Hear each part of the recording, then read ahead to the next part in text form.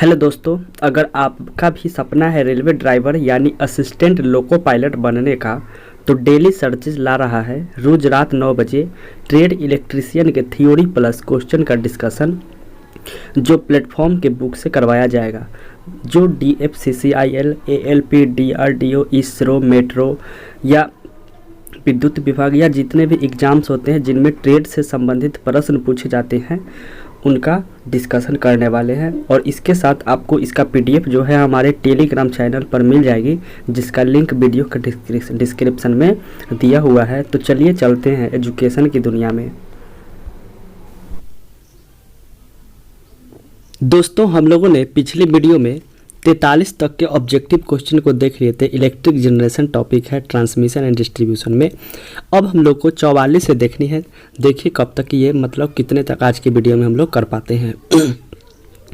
तो पहला क्वेश्चन है कि किसी 44 नंबर किसी स्रोत द्वारा यानी किस स्रोत द्वारा उपग्रह में क्या करते हैं, तो विद्युत ऊर्जा प्रदान की जाती है। तो दोस्तों, विद्युत ऊर्जा जो होती है सौर सेल में उपग्रह में, तो वो सोलर प्लेट के द्वारा विद्युत ऊर्जा वहाँ पे क्या करते हैं, प्रदान होती है। यहाँ पे वहाँ कोई बैटरी यूज नहीं होता, बल्कि सोलर प्लेट से वहाँ पे विद्युत ऊर्जा बनाई जाती है। तो सौर ऊर्जा से विद्युत ऊर्जा में वहाँ सोलर प्लेट के माध्यम से करते हैं। नेक्स्ट क्वेश्चन है, डैश विद्युत सप्लाई से संयोजित संपूर्ण उपकरण की सतत रेटिंग का योग होती है। तो संयोजित भार जो होती है वो विद्युत सप्लाई से संयोजित पूर्ण उपकरणों की सतत रेटिंग का योग होता है, वो क्या कहलाती है, तो वो संयोजित भार कहलाती है। नेक्स्ट क्वेश्चन है 46 नंबर कि डैश जो होती है अधिकतम मांग एवं संयोजित संपूर्ण भार का अनुपात। तो अधिकतम मांग एवं संयोजित संपूर्ण भार का जो अनुपात होती है वो क्या कहलाती है, तो उसे हम मांग गुणांक कहते हैं। और भार गुणांक की यदि बात करें तो भार गुणांक क्या होती है, औसत मांग बटा अधिकतम मांग को हम भार गुणांक कहते हैं। नेक्स्ट क्वेश्चन है भार गुणांक क्या है, तो क्या हो जाएगी भार गुणांक, तो औसत मांग बटा अधिकतम मांग को भार गुणांक कहते हैं। और अधिकतम मांग बटा संयोजित मांग को मांग गुणांक कहते हैं। और मांग गुणांक जो होती है अधिकतम मांग और संयोजित भार को मांग गुणांक कहते हैं। नेक्स्ट नंबर है, निम्न में कौन जो होती है भार गुणांक का अधिकतम मान होती है। तो भार गुणांक का जो अधिकतम मान कितना होती है, तो वो 1 होती है। यानी एक मैक्सिमम मांग जो होती है भार गुणांक का कितना होती है, 1 होती है। और जब भार गुणांक का मान मैक्सिमम हो जाती है तब क्या होती है, वहाँ पर विद्युत ऊर्जा जो होती है वो क्या होती है, विद्युत ऊर्जा सस्ती हो जाती है। नेक्स्ट क्वेश्चन है, क्या होता है जब भार गुणांक का मान उच्च हो। तो दोस्तों, जब भार गुणांक का मान उच्च हो तो क्या होती है, विद्युत ऊर्जा जो होती है वो सस्ती उपलब्ध होने लगती है। नेक्स्ट है, निम्नलिखित में से यानी निम्नलिखित किस इकाई में क्या होती है कि उपभोक्ता का भार प्रायः मापा जाता है। तो उपभोक्ता का जो भार प्रायः किसमें मापा जाता है, वो किलोवाट आवर में मापी जाती है। किसमें, किलोवाट आवर में। नेक्स्ट है, किस मीटर द्वारा उपभोक्ता द्वारा व्यय ऊर्जा की गणना की जाती है। तो दोस्तों, इसकी ऊर्जा जो होती है किलोवाट आवर मीटर, जिसको जो मीटर हम लोग को जो घर में लगा हुआ रहता है वो किलोवाट आवर मीटर कहते हैं, यानी किलोवाट घंटा में मापती है। दोस्तों, ओम मीटर जो होती है प्रतिरोध को मापती है, वाट मीटर शक्ति का मापती है, और एमीटर जो होती है वो धारा की मापती है। तो हम लोग को जो घर में जो मीटर जो होती है वो किलोवाट आवर में मापती है। नेक्स्ट है, निम्नलिखित में से कौन सी धारा जो होती है मनुष्य के लिए निश्चित रूप से घातक होती है। तो दोस्तों, मनुष्य जो होती है वो कितना, तो 9 मिली एम्पियर तक की जो क्षमता को होती है वो क्या करती है, वो सह सकती है। लेकिन 9 मिली एम्पियर से ज़्यादा की ले होता है, सबसे मैक्सिमम इसमें कितना है, 100 मिली एम्पियर जो है ये इसे निश्चित रूप से क्या होती है, घातक होती है। नेक्स्ट है, निम्नलिखित में से कौन सा मान जो होती है विद्युत धारा का अधिकतम मान है जो शरीर को हानि नहीं पहुंचाती है। तो इससे पहले ही हमने बताया थी कि 9 मिली एम्पियर जो होती है वो हानि नहीं पहुंचाती और सबसे घातक हो जाती है 100 मिली एम्पियर। नेक्स्ट क्वेश्चन है कि निम्न में से कौन जो होती है लोड शेडिंग की विधि का उपयोग होती है। तो दोस्तों, लोड शेडिंग का मतलब क्या होता है, लोड को ऑफ करना ही लोड शेडिंग कहलाती है, यानी ऑप्शन नंबर सी हो जाएगी। नेक्स्ट है, निम्न में से कौन सी प्रणाली जो होती है वो भारत में ट्रांसमिशन किया जाता है। तो भारत में जो ट्रांसमिशन किया जाता है 3 फेज 3 वायर प्रणाली ट्रांसमिशन किया जाता है। नेक्स्ट है, निम्न में से सत्य कौन है। तो AC ट्रांसमिशन जो होती है DC ट्रांसमिशन उत्तम होती है, ये सही है। नेक्स्ट है, अधिक पावर ट्रांसमिशन के लिए क्या करना होता है कि वोल्टेज अधिक होना उपयुक्त है, ये भी सही है। और अधिक पावर ट्रांसमिशन के लिए ट्रांसमिशन वोल्टेज कम होना चाहिए, ये ये तो नहीं, लेकिन यहाँ पर जब दोनों ऑप्शन सही हो तो उपयुक्त सभी सत्य हो जाएगी, यानी ये भी सही ही होगा। नेक्स्ट नंबर क्वेश्चन है, पावर ट्रांसमिशन की वोल्टेज क्या होनी चाहिए अगर मितव्ययता ध्यान में रखा जाए, तो उस स्थिति में क्या होती है। यदि मितव्ययता ध्यान में रखा जाए तो पावर ट्रांसमिशन की वोल्टेज क्या होनी चाहिए, उच्च होनी चाहिए।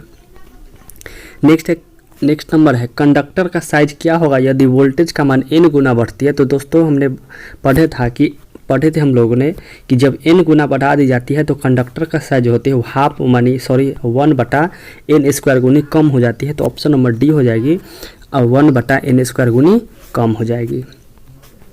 नेक्स्ट है, सिस्टम के पावर फैक्टर में सुधार होने से जनरेटिंग स्टेशन द्वारा डिलीवर किए गए किलोवाट क्या होती है, तो वो बढ़ जाती है। नेक्स्ट है, एक ऐसी डिवाइस जो पावर फैक्टर सुधारने के काम आती है तो वो क्या करती है, तो वो अग्रगामी रिएक्टिव पावर लेती है। ऐसी डिवाइस जो अग्रगामी रिएक्टिव पावर लेती है वो क्या कहलाती है, पावर फैक्टर सुधारने के काम आती है। नेक्स्ट है, एक अति उत्तेजित सिंक्रोनस मोटर को शून्य भार पर क्या करते हैं, तो शून्य भार पर वो सिंक्रोनस कंडेंसर कहते हैं, यानी एक अति उत्तेजित सिंक्रोनस मोटर को शून्य भार पर सिंक्रोनस कंडेंसर कहते हैं। नेक्स्ट है, किस प्लांट द्वारा भारत में विद्युत ऊर्जा का अधिकतम भाग जनरेट किया जाता है, तो सबसे अधिक जो विद्युत ऊर्जा जनरेट किया जाता है वो थर्मल पावर प्लांट यानी एनटीपीसी के द्वारा किया जाता है। और लगभग कितना, तो लगभग 69% है जो ये प्राप्त किया जाता है। और ये 50 हर्ट्ज फ्रीक्वेंसी जिसमें ±3% की छूट होती है। और दूसरे नंबर की यदि बात करें तो दूसरे नंबर पर आती है हाइड्रो इलेक्ट्रिक पावर, जल विद्युत परियोजना। नेक्स्ट है, डैश में ध्रुवों की संख्या अधिकतम होती है, तो हाइड्रोलिक टरबाइन के साथ कपल्ड अल्टरनेटर में क्या होती है कि ध्रुवों की संख्या क्या होती है, तो ये कम होती है। और ये ध्रुवों की संख्या अधिक होती है, लेकिन क्या होती है, इसकी स्पीड क्या होती है, कम जाती है। नेक्स्ट क्वेश्चन है, डैश की स्पीड सबसे कम होती है, तो हाइड्रोलिक टरबाइन के साथ कपल्ड अल्टरनेटर जो होती है उसकी स्पीड कम होती है और उसमें क्या होती है, ध्रुवों की संख्या अधिक होती है। ध्रुव क्या होती है फिर हम लोगों ने दूसरे टॉपिक में पढ़ेंगे, जब हम लोग अल्टरनेटर पढ़ेंगे उसमें हम लोग पढ़ेंगे ध्रुव क्या होती है। नेक्स्ट क्वेश्चन है, कब जो होती है HRC फ्यूज द्वारा सबसे अधिक सुरक्षा प्राप्त होती है, तो कब होती है, जब ये शॉर्ट सर्किट दोष पर प्राप्त होती है तब।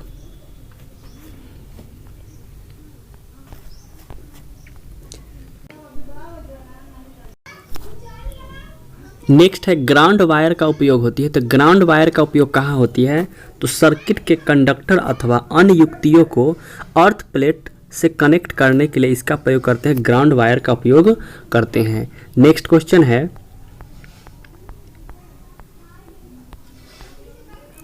सर्किट ब्रेकर क्या करती है जब किसी सिस्टम में कोई दोष उत्पन्न होती है, तो दोस्तों सर्किट ब्रेकर का काम ही है कि अति लघु परिपथ में या लघु पथ में या कोई सिस्टम में दोष होने पर क्या होती है, वह स्वतः जो ओपन हो जाती है वही सर्किट ब्रेकर कहलाती है।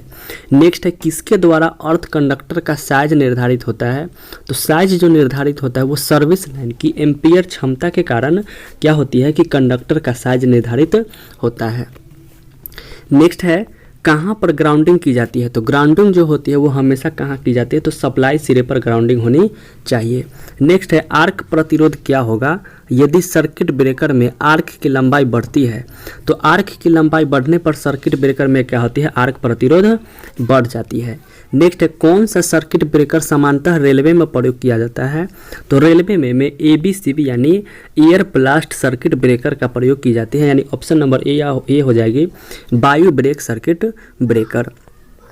नेक्स्ट है, कौन सा सर्किट ब्रेकर EHT के लिए उपयोग होता है, तो SFC यानी hydrogen hexafluoride sulphur hexafluoride oil circuit breaker के द्वारा किया जाता है।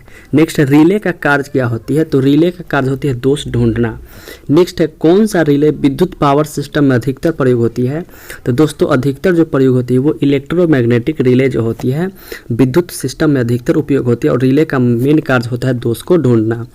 नेक्स्ट है, सल्फर हेक्साफ्लोराइड की अपेक्षिक परावैद्युत सामर्थ्य वायु की तुलना में कितनी होती है, तो वायु की तुलना में कितना होती है, 1.5 गुनी होती है, यानी ऑप्शन नंबर डी।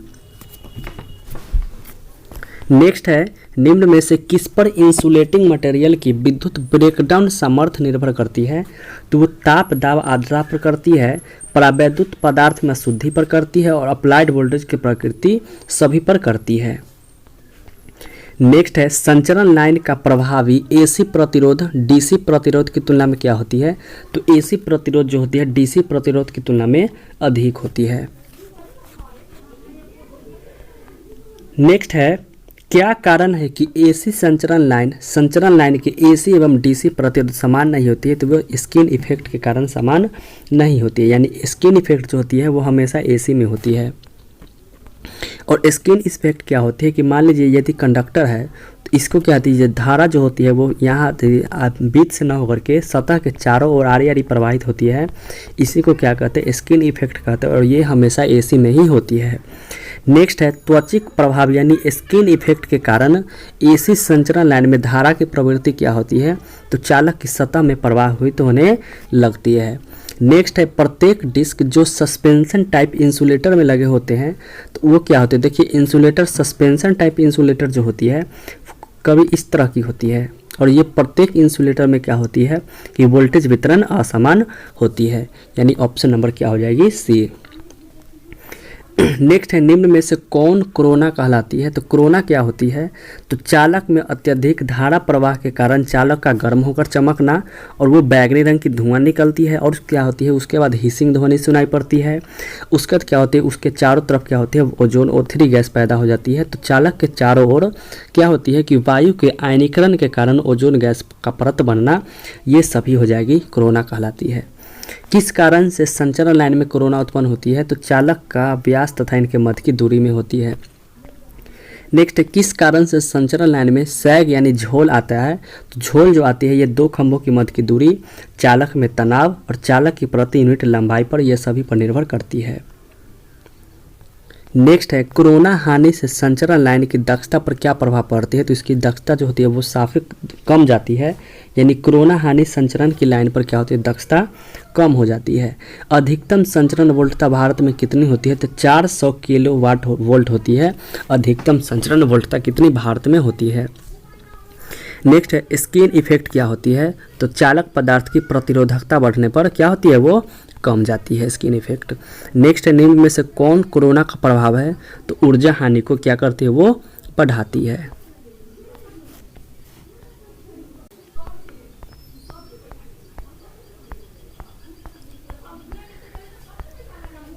नेक्स्ट है कोरोना के प्रभाव से क्या होती है? तो दोस्तों अभी पीछे ही हम लोग क्वेश्चन देखे थे कि कोरोना से क्या होती है, ओजोन गैस पैदा होती है, ठीक है। उसके चारों नीले या बैगनी रंग की आवरण बनती है, चमक और हिसिंग ध्वनि सुनाई देती है, यानी इनमें से सभी। नेक्स्ट है क्या कारण है कि संचरण लाइन में दो खंभों के मध्य चालक कैटेनरी के रूप में झूल जाता है? तो वो किसके कारण होती है? तो ये सैग यानी झोल के कारण होती है। निम्न में से कौन जो होती है एनटीपी पर वायु की भंजन वोल्टता दर्शाती है? तो कितनी बताए थे? तो 30,000 वोल्ट प्रति सेंटीमीटर, यानी 3 गुने 10 के पावर 4 वोल्ट प्रति सेंटीमीटर। नेक्स्ट है क्या कारण है क्या कारण है कि विद्युत शक्ति का संचरण जो होती है उच्च वोल्टेज पर किया जाता है? तो इसका कारण क्या है? तो संचरण हानि को कम करना, यही कारण है। नेक्स्ट है निम्न में से कौन सा पदार्थ बसबार के लिए उपयुक्त होती है? तो बसबार के लिए जो उपयुक्त होती है कौन सा? तो ये कॉपर का प्रयोग सबसे बेहतर होती है। नेक्स्ट है चालक की पृथ्वी से न्यूनतम दूरी क्या होनी चाहिए? जब संचरण वोल्टता जो क्या होती है वो 400 किलो वोल्ट हो, तो वो कम से कम दूरी जो होनी चाहिए वो कितनी होनी चाहिए? तो वो 8.5 होनी चाहिए। नेक्स्ट है किस लाभ के लिए केबल पर धात्विक कवच लगाए जाते हैं? तो ये ऊष्मीय प्रतिरोध को कम करने के लिए, कोरोना प्रभाव को कम करने के लिए और वैद्युत स्थैतिक प्रतिबल से रक्षा करने के लिए, यानी सभी के लिए एक धात्विक कवच लगाई जाती है। नेक्स्ट है केबल में प्रयुक्त प्रतिरोध जो होती है पदार्थ की प्रवैद्युत क्षमता क्या होनी चाहिए? तो वो हमेशा उच्च होनी चाहिए। नेक्स्ट है किस लाभ के लिए केबल पर कवच लगाया जाता है? तो नमी से सुरक्षा के लिए केबल पर कवच लगाया जाता है। नेक्स्ट है कौन सा केबल जो होती है अति उच्च वोल्टता पर प्रयुक्त किया जाता है?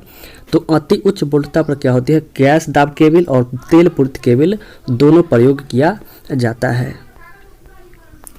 नेक्स्ट है कि डैश की गहराई डैश की गहराई की खाई भूमिगत केबल हेतु प्रयोग खोदी जाती है, तो ये कितना होती है? तो देखिए इलेक्ट्रिक नियम के अनुसार 0.9 मीटर होती है, लेकिन हम लोग जो करते हैं वो 1.2 मीटर की गहराई पर करते हैं। नेक्स्ट है दोषयुक्त केबल के साथ एक अन्य दोष रहित केबल उपलब्ध होने पर दोष ज्ञात करने के लिए क्या होते हैं? तो लूप परीक्षण विधि का प्रयोग करते हैं। नेक्स्ट है कौन सा दोष भूमिगत केबल में उत्पन्न हो सकती है? तो भूमिगत केबल में जो उत्पन्न होती है वो होती है खुला परिपथ दोष, ये भी लघु परिपथ दोष, केबल विद्युत दोहन यानी उपयुक्त सभी। तो दोस्तों आई होप कि ये वीडियो आप लोगों को पसंद आई होगी। बचे हुए क्वेश्चन को हम लोग डिस्कशन अगले वीडियो में करेंगे। लगभग ये 100 क्वेश्चन और बचे हुए हैं, फिर वो 100 क्वेश्चन पूरे होने के बाद फिर हम लोग दूसरे चैप्टर में चलेंगे। धन्यवाद।